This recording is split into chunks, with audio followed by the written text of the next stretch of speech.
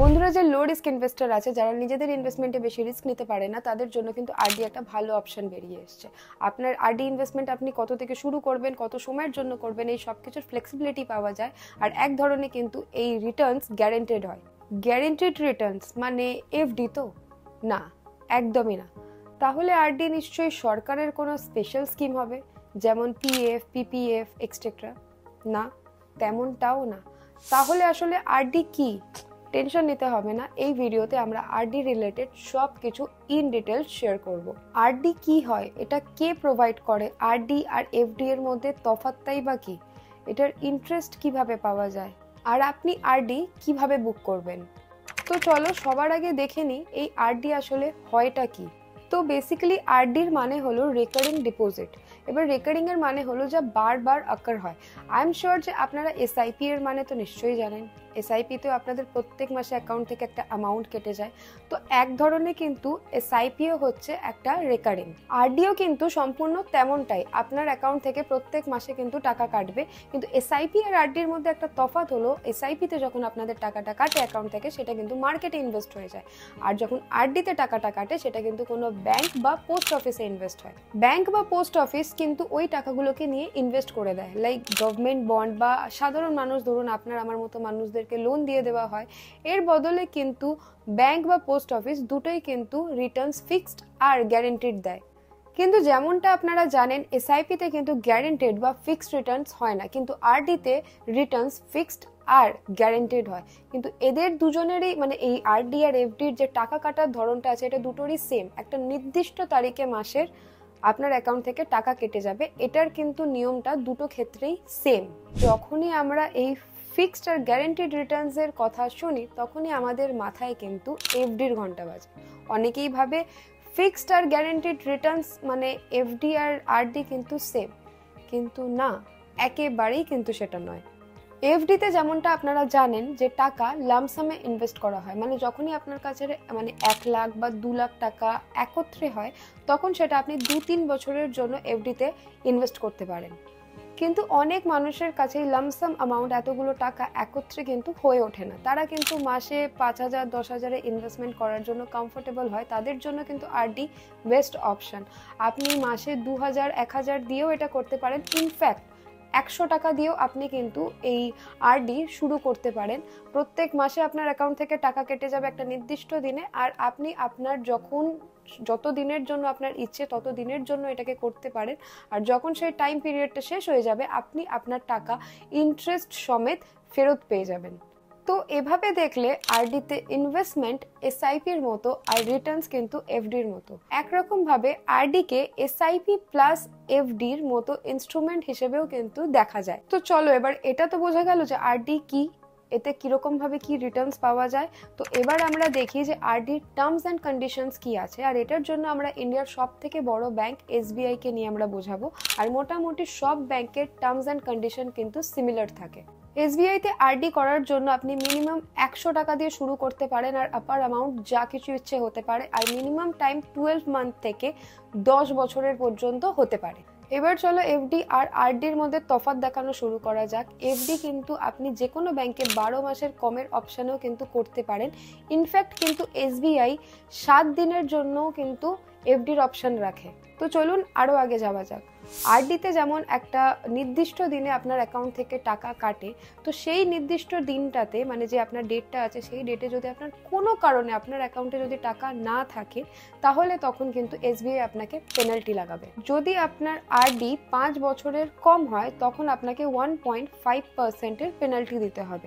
মানে ধরুন আপনার অ্যাকাউন্টে প্রত্যেক মাসে 10,000 টাকা কাটে, তো কোনো মাসে যে ফিক্সড ডেট আছে, যেই দিন টাকা কাটবে সেই দিন আপনার অ্যাকাউন্টে 10,000 টাকা নেই, তাহলে 1.5% হিসাবে 150 টাকা পেনাল্টি লাগবে। আর যত মাস পেনাল্টি মিস করবে, তত মাসেই কিন্তু 150 করে পেনাল্টি লাগতে থাকবে। আর যদি আপনার আরডি 5 বছরের বেশি হয়, তখন এই যে 10,000-এর এক্সাম্পলই যদি ধরেন, তখন 2%-এর পেনাল্টি লাগবে। মানে আপনি ধরুন 10,000-এ আপনাকে 200 টাকা করে পেনাল্টি দিতে হবে প্রত্যেকবার যখনই আপনি পেমেন্ট মিস করবেন। কিন্তু গল্প এখানেই শেষ নয়। যদি আপনার 6 মাসের পেমেন্ট একসাথে মিস হয়, তাহলে কিন্তু সেক্ষেত্রে এসবিআই আপনার যে আরডি অ্যাকাউন্ট আছে সেটাকে অটোমেটিক্যালি ক্লোজ করে দেবে। এসবিআই প্রথমে আপনার 6 মাস পেমেন্ট যে মিস হয়েছে সেটার পেনাল্টি কাটবে, তারপর দেখবে যে আপনার ইন্টারেস্ট অ্যামাউন্ট কত দাঁড়াচ্ছে, সেখান থেকে আপনার পেনাল্টি অ্যামাউন্ট কেটে বাকি টাকা আপনার অ্যাকাউন্টে পাঠিয়ে দেবে। আরডি করার সময় তাই এই কথাগুলোকে মাথায় রেখে সেই হিসেবেই কিন্তু অ্যামাউন্ট আপনি সেট করবেন। এরপর চলুন যেটার জন্য আপনারা সবাই এত আগ্রহের সাথে অপেক্ষা করছেন সেইটা নিয়ে কথা বলা যাক, মানে এই আরডিতে কত ইন্টারেস্ট পাওয়া যায় আর কিভাবে ইন্টারেস্ট পাওয়া যায়। কত পাওয়া যায় জানার আগে কিন্তু এটা জানা দরকার যে কিভাবে পাওয়া যায়। So let me explain. তো ধরুন বন্ধুরা, আপনি এফডিতে ইনভেস্টমেন্ট করলেন আর আপনি 1 লাখ টাকার ইনভেস্টমেন্ট করলেন, অলরাইট, আর সেটা আপনি করলেন 2 বছরের জন্য। তো সেখানে আপনার রেট অফ ইন্টারেস্ট হচ্ছে 7%। এবার এই 1 লাখ টাকা 7% যদি আপনি ইন্টারেস্ট পান তাহলে 1 বছরে হচ্ছে 7,000 টাকা, আর 2 বছরে হচ্ছে কিন্তু 14,000 টাকা। এখানে মানে এটা বোঝানোর জন্য আপনি একটা সিম্পল যে ইন্টারেস্ট অ্যাজিউম করছি আপনাদেরকে বোঝানোর জন্য, বাট অ্যাকচুয়ালি যে কম্পাউন্ড ইন্টারেস্ট হয় অ্যাকচুয়ালের থেকে কিন্তু একটু বেশি। এবার যেমন এসবিআই এর কেসে 14,900 সামথিং ইন্টারেস্ট হচ্ছে, এতে শুধু আপনার 10% টিডিএস কাটবে আর বাকি ইন্টারেস্ট অ্যামাউন্ট কিন্তু আপনি পেয়ে যাবেন। মানে ধরুন আপনার 2 বছরে যদি 14,000 ইন্টারেস্ট হয় তাহলে টিডিএস সরিয়ে 12,600 এর ইন্টারেস্ট পেয়ে যাবেন।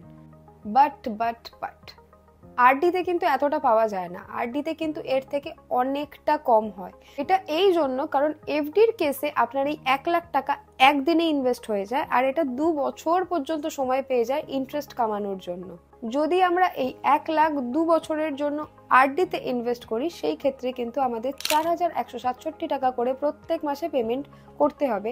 আমি এখানে সিম্পলি 1 লাখ ডিভাইডেড বাই 24 করেছি। 24 is the number of the months of 2 years, alright. তো প্রত্যেক মাসে পেমেন্ট হবে 4,167। এই কেসে আপনি অ্যাপ্রক্সিমেটলি 7,600 টাকার ইন্টারেস্ট পাবেন। আর এখানে কিন্তু আপনার যে এফডি অ্যামাউন্টটা আছে সেখান থেকে অলমোস্ট কিন্তু একটা হাফ। আর এটা কিন্তু এখনো আমি 10% টিডিএস কিন্তু বাদ দিয়ে বলছি না। এই 7,600 আমি কিভাবে বার করেছি এটার জন্য কিন্তু আমি বিকিফাইতে কমিউনিটি ইউজ করেছি। And if you didn't know, বিকিফাইতে কমিউনিটিতে কিন্তু এরকম অনেক ক্যালকুলেটর আছে, সেখান থেকে আমি জাস্ট সিম্পলি এসবিআই এর আরডি ক্যালকুলেটরে ভ্যালু অ্যাড করেছি আর রেজাল্ট চলে এলো। আমি এই ক্যালকুলেটরের লিঙ্ক কিন্তু ডেসক্রিপশানে দিয়ে দিয়েছি। আপনাদের মধ্যে কারোর যদি জানার থাকে তাহলে একবার অবশ্যই চেক করে নেবেন ডেসক্রিপশানে। আর এটা তো জানা গেল যে আরডিতে ইন্টারেস্ট কিভাবে পাওয়া যায়, এবার কতটা পাওয়া যায় সেটা দেখে নিই। তো এটা সিম্পল যে এফডি আর আরডির ইন্টারেস্ট কিন্তু সব ব্যাংকেই সেম হয়। তো বন্ধুরা, এখানে রেকারিং ডিপোজিটের সাথে যুক্ত আমরা প্রত্যেকটা পয়েন্ট কিন্তু খুব ভালোভাবে অ্যান্ড খুব ডিটেলসে ডিসকাস করে নিয়েছি। আমাদের কিন্তু অনেকটা পরিশ্রম আর অনেকটা বেশি এফর্ট লাগে এই ইনফরমেশনগুলোকে গ্যাদার করার জন্য। তো যদি এই ভিডিওটা আপনাদের কাছেও হেল্পফুল মনে হয়ে থাকে তো কমেন্ট সেকশনে অবশ্যই লিখবেন যে this is the best video on RD, তাহলে আমাদের যে পরিশ্রমটা আছে সেটা কিন্তু সফল হয়ে যায়। এবারে last but not the least আমরা 4টে পয়েন্ট আপনাদেরকে বলবো যেটা আপনাদের আরডি বুক করার আগে জানা উচিত। তো পয়েন্ট 1 হলো যে বেশিরভাগ ব্যাংকে কিন্তু আরডিতে একটা লকিং পিরিয়ড দেয়। It could be 1 month, 2 month or 6 month. আর এই লকিং পিরিয়ডের আগে যদি আপনি আপনার টাকা তুলে নেন তাহলে আপনি কিন্তু কোনো ইন্টারেস্ট পাবেন না। তাই জন্য যখন আপনার যদি মনে হয় আপনার ইনভেস্টমেন্ট করার টাইমে যে সেই টাকাটা আপনার 1-2 মাসের মধ্যে আপনার লাগবে, তাহলে এই ব্যাপারে আপনার ব্যাংকের লকিং পিরিয়ড কিন্তু আপনি একবার চেক করে নেবেন। Next point is related to TDS. আমি ভিডিওতে 2-3 বার বলেছি আপনার যে ইন্টারেস্ট অ্যামাউন্ট থাকবে সেটাতে কিন্তু 10% টিডিএস কাটবে।